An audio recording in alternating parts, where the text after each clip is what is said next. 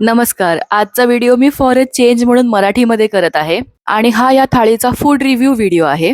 तर झालं असं, या रविवारी आम्ही माझ्या नंडेचा अधिक वाणाचा कार्यक्रम केला आणि रविवारीच आमचा चीट मील सुद्धा असतो.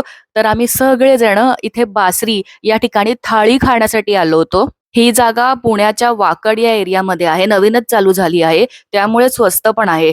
पुण्यामध्ये मी रिसर्च केला, सगळ्यात स्वस्त थाळी हीच आहे आणि मेन्यू तुम्ही बघू शकता. सगळे माझे आवडते पदार्थ तुम्हाला इकडे दिसतील. ते कसे होते टेस्टला ते मी तुम्हाला आता सांगते. ही थाळी जरा स्वस्त असली तरी तुम्ही ही जागा बघू शकता, किती सुंदर आणि स्वच्छ आहे आणि त्यांनी खूप सुंदर कृष्णाची मूर्ती सुद्धा ठेवली होती. त्यासोबत त्यांनी आजची थाळी आणि एक छोटीशी क्यूटची गुढी सुद्धा ठेवलेली होती. आम्हाला असं कळलं की या थाळीमध्ये उकडीचा मोदक रोज असतो आणि सध्या आंब्याचा सीझन चालू असल्यामुळे आमरस देखील रोज असतो आणि अजून एक गोड पदार्थ या थाळीमध्ये तुम्हाला मिळतो. बाय द वे ही थाळी अनलिमिटेड आहे.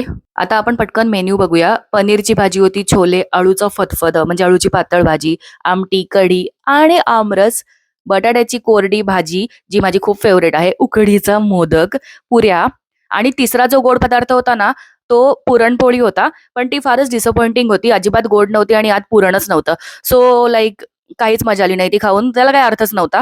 आणि समोसा पण इतका काही खास नव्हता आणि दहीवडा पानसट होता. आता मी तुम्हाला या थाळीच्या चांगल्या गोष्टी सुद्धा सांगते. चांगलं हेच आहे की भाज्यांची चव खूप चांगली होती आणि जे गोड पदार्थ होते ते असे अति गोड नव्हते. कारण अति गोड पदार्थ खाल्ले की माझ्या तोंडात झोंबतच, मला नाही आवडत. म्हणजे गोड हा माझा वीक पॉइंट आहे, पण अति गोड मला नाही आवडत. तर हे परफेक्ट गोड होतं. उकडीचा मोदक सरप्राईज होता. दिसायला तो प्रॉपर उकडीच्या मोदकासारखा नव्हता, बट आतमध्ये त्याचं स्टफिंग जे होतं ते इतकं छान होतं, टेस्टी आणि भरपूर होतं. खूप मजा आली खाऊन. पब्लिकमध्ये स्वतःला रेकॉर्ड करताना मला खूप लाज वाटते, पण कसंबसं केलं. इथे भात सुद्धा होता जो मी घेतला नाही, कारण थाळीमध्ये ऑलरेडी भरपूर पदार्थ असतात, सो भात मी अव्हॉइड करते. त्यांनी तिसरा उकडीचा मोदक स्वतःहून येऊन वाढला, जो माझ्याकडून संपला नाही. बाकीची थाळी मी संपवली होती.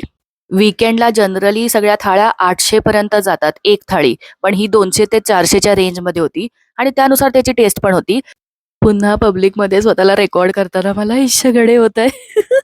पण कसंबसं मी रेकॉर्ड करत होते आणि छान होतं. ओव्हरऑल एक्सपिरियन्स चांगला होता, मजा आली आणि शेवटी नंतर आम्ही सगळ्यांनी पगडी घालून फोटो पण काढले. तुम्हाला हे बासरी डायनिंग आणि माझा मराठी व्हिडिओ कसा वाटला हे मला नक्की कळवा. बाय द वे माझा हा पूर्ण लुक, हा ड्रेस, हे कानातले सगळं काही मिंत्रावरून घेतलेलं आहे. जर तुम्हाला याची लिंक हवी असेल तर मला कमेंट करा. माझ्या चॅनलला सबस्क्राईब केले नसेल तर प्लीज सबस्क्राईब करा. हा व्हिडिओ बघितल्याबद्दल खूप खूप धन्यवाद.